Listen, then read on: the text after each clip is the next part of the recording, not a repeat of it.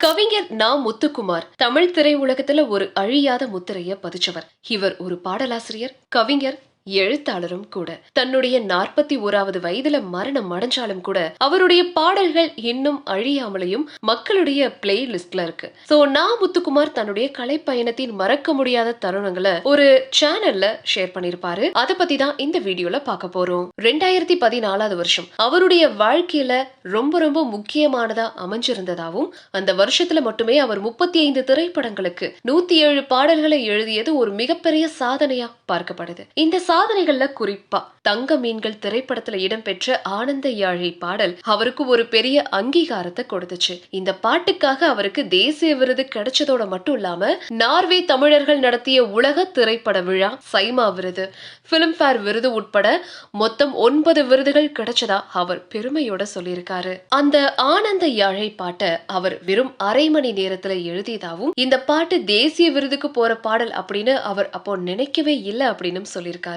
ஒரு மகளுக்கும் அப்பாவுக்கும் இடையிலான ஆழமான பாசத்தை வெளிப்படுத்திய இந்த பாட்டு பலருடைய மனதையும் நெகிழச் செய்ததா நா. முத்துக்குமார் அவர்கள் பெருமிதத்தோட சொல்லியிருக்காரு.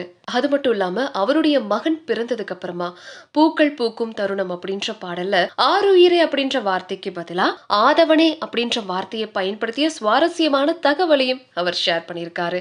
கவிஞரா மட்டும் இல்லாம எதிர்காலத்துல ஓமர் கய்யாம், கலீல் ஜிப்ரான் போன்ற தத்துவங்கள் நிறைந்த புத்தகங்களையும் எழுத விரும்புவதாகவும் தன்னுடைய ஆசைய அவர் சொல்லியிருக்காரு. காற்றோடு குழுங்கி கிடக்கும் பூக்கள் அப்படின்னு தன்னுடைய முதல் பாடலுக்கு அப்புறமா தன்னுடைய கலை வாழ்க்கையில 1500க்கும் மேற்பட்ட பாடல்களை எழுதியிருக்காரு மனுஷன். நா. முத்துக்குமாரின் பாடல்கள் வார்த்தைகளினால் உருவான கவிதைகள் மட்டும் கிடையாது, அது உணர்வுகளின் ஆழமான வெளிப்பாடுகளாகவும் அமைஞ்சது. அவருடைய எளிமையான மற்றும் அழகான தமிழ் வரிகள் இன்னைக்கும் பலருடைய இதயங்கள்ல வாழ்ந்துகிட்டு தான் இருக்கும்.